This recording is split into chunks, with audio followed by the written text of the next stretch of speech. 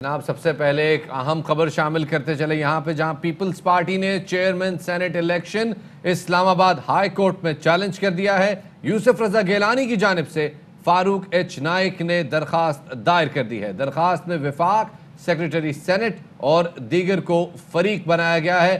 غیر آئینی طور پر صحیح ووٹ کو مسترد کیا گیا۔ درخواست کا متن ہمارے نمائندے جہانگیر ہمارے ساتھ موجود ہیں، ان سے اس حوالے سے جانتے ہیں۔ جی جہانگیر اسلم بتائیے گا۔ جی بالکل، چیئرمین سینٹ کے انتخابات اسلام آباد ہائی کورٹ میں چیلنج کر دیا گیا ہے۔ سابق وزیر اعظم یوسف رضا گیلانی نے سینٹ کے چیئرمین کے انتخابات اسلام آباد ہائی کورٹ میں چیلنج کر دیے ہیں۔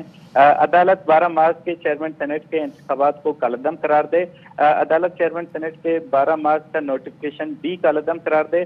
درخواست میں موقف اپنایا گیا ہے کہ صادق سنجرانی کو وہ ڈی سیٹ قرار دے، اور 12 مارچ 2021 کا سینٹ چیئرمین منتخب ہوئے تھے، اور 2 مارچ کو یوسف رضا گیلانی بحیثیت ممبر سینٹ منتخب ہوئے تھے، اور چیئرمین سینٹ کے انتخابات میں دھاندلی کی گئی ہے، اور وہاں پر غیر قانونی طریقے سے حاصل کردہ 49 ووٹ جو کہ یوسف رضا گیلانی نے حاصل کیے تھے، ان میں سے 7 ووٹوں کو نام کی اوپر مہر لگنے کی وجہ سے غیر آئینی طریقے سے ان کو مسترد کر دیا ہے، اور مسترد شدہ 7 ووٹوں کو اگر کاؤنٹ کیا جائے تو وہ 49 ووٹ بنتے ہیں، جبکہ اس وقت صادق سنجرانی 48 ووٹ لے کر چیئرمین سینٹ منتخب ہیں۔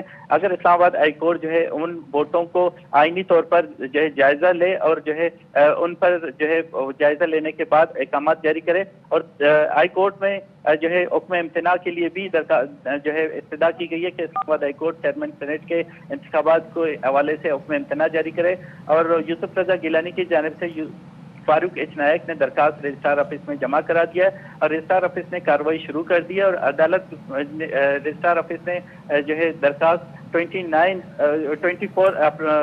مارچ کے لیے مقرر کر دی ہے۔ جی صحیح، بہت شکریہ جہانگیر اسلم آپ کا تفصیلات سے آگاہ کرنے کے لیے۔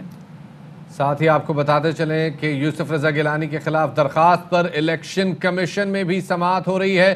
فریقین کے وکلاء الیکشن کمیشن میں پیش ہو گئے ہیں۔ فاروق حبیب، کمل شوذب، ملکہ بخاری نے درخواست دائر کر رکھی ہے، اور الیکشن کمیشن نے تمام فریقین کو اس حوالے سے نوٹس بھی جاری کر رکھے ہیں۔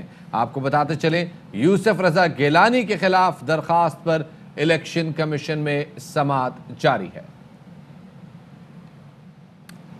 دوسری جانب الیکشن کمیشن نے سینیٹر یوسف رضا گیلانی کو آج طلب کر لیا ہے۔ یوسف رضا گیلانی کو الیکشن کمیشن کی جانب سے نوٹس جاری کیا گیا تھا۔ جاری کردہ نوٹس کے مطابق یوسف رضا گیلانی کے خلاف نااہلی کی درخواست سماعت کے لیے مقرر ہو چکی ہے، اور آج وہ ذاتی حیثیت میں یا بذریعہ وکیل پیش ہوں گے۔ اس سماعت یہ جاری ہے، اور الیکشن کمیشن نے علی حیدر گیلانی کو بھی اس حوالے سے نوٹس جاری کیا ہے، اور درخواست گزار فاروق حبیب، کمل شوذب اور ملکہ بخاری کو بھی نوٹسز جاری کیے ہیں، اور آج اس حوالے سے سماعت بھی ہو رہی ہے، کیونکہ شفاعت آج ہے 22 مارچ کا دن، جس کے ہم انتظار بھی کر رہے تھے۔ اسی حوالے سے زاہد مشفانی ہمارے نمائندے ہمارے ساتھ موجود ہے۔ جی زیادہ تفصیلات ہیں مزید۔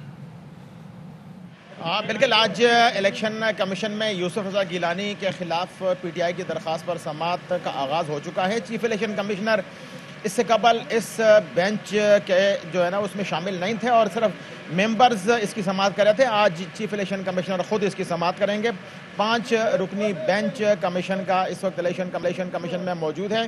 فریقین کے وکلاء بھی الیکشن کمیشن پہنچ چکے ہیں۔ یوسف رضا گیلانی، ان کے صاحبزادے حیدر گیلانی، اور فریقین درخواست گزار فاروق حبیب، ملکہ بخاری اور کمل شوذب جو پی ٹی آئی کے رہنما ہیں، انہوں نے یوسف رضا گیلانی کے خلاف درخواست دائر کر رکھی ہے، اور الزامات عائد کیے ہیں کہ سینٹ الیکشن سے قبل جو کرپٹ پریکٹسز کی گئی تھی، ان میں یوسف رضا گیلانی کے صاحبزادے ان کی ویڈیوز گزشتہ جو سماعت تھی اس میں پیش کی گئی تھی، لیکن ان کی درخواست نامکمل ہونے کے بعد اعتراضات لگائے گئے تھے اور واپس کر دی گئی تھی، جس میں ترمیم کر کے بعد میں انہوں نے تمام جن کے خلاف الزامات عائد کیے گئے تھے ویڈیوز میں، ان کو فریق بنایا، اور پھر جب درخواست دائر کی گئی تو الیکشن کمیشن نے اس پر نوٹسز جاری کیے۔ آج یہ طلب کیا گیا ہے فریقین کو، فریقین کے وکلاء الیکشن کمیشن پہنچ چکے ہیں۔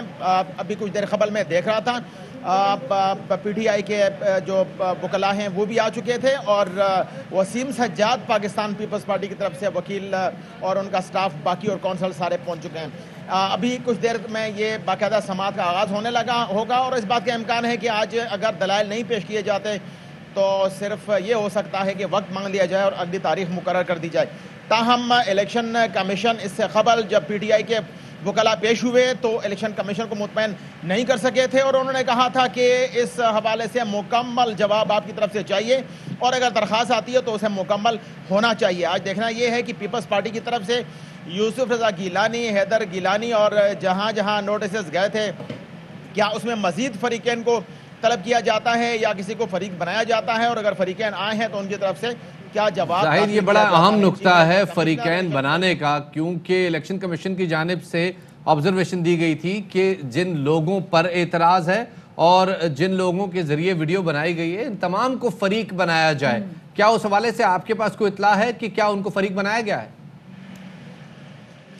گزشتہ سماعت میں چونکہ یک طرفہ طور پہ درخواست تھی، الیکشن کمیشن نے کہا گیا تھا، درخواست میں استدعا کی گئی تھی کہ الیکشن کمیشن اس پر نوٹس لے، جس پر ممبر پنجاب جو الیکشن کمیشن کے ممبر ہیں الطاف ابراہیم قریشی، انہوں نے سخت اعتراض کیا تھا اور کہا تھا کہ آپ جن لوگوں کی ویڈیوز ہمیں دکھا رہے ہیں اور جو چیزیں سامنے آ رہی ہیں اس حوالے سے ان کو آپ نے فریق کیوں نہیں بنایا، جن کے خلاف آپ الزام عائد کرتے ہیں اگر ان کو فریق بنائیں گے تو یہ کیس آگے بڑھے گا اور اگر نہیں بنائیں گے تو پھر ہم یک طرفہ کارروائی نہیں کر سکتے. کن کن لوگوں کو ہم اسمبلیوں سے فارغ کریں گے یا ان کو کی رکنیت ختم کریں گے، اس طرح تو کورم کم پڑ جائے گا. الیکشن کمیشن کے اس زور پر اور استفسار کے بعد جب تمام ڈاکیومنٹس اور تمام متعلقہ جو ریکوائر کاغذات تھے وہ جمع کرائے گئے، اس کے بعد اس کیس کو ایکسیپٹ کیا گیا اور آج اس کی پہلی سماعت ہو رہی ہے. اگرچہ یوسف رضا گیلانی ان کے صاحبزادے جو ہیں ان کو بھی نوٹس جاری کیے گئے ہیں، لیکن ان کے وکلاء آج پیش ہوئے ہیں. دیکھنا یہ ہے کہ وہ کس حد تک الیکشن کمیشن کو مطمئن کر سکتے ہیں. صحیح، بہت شکریہ.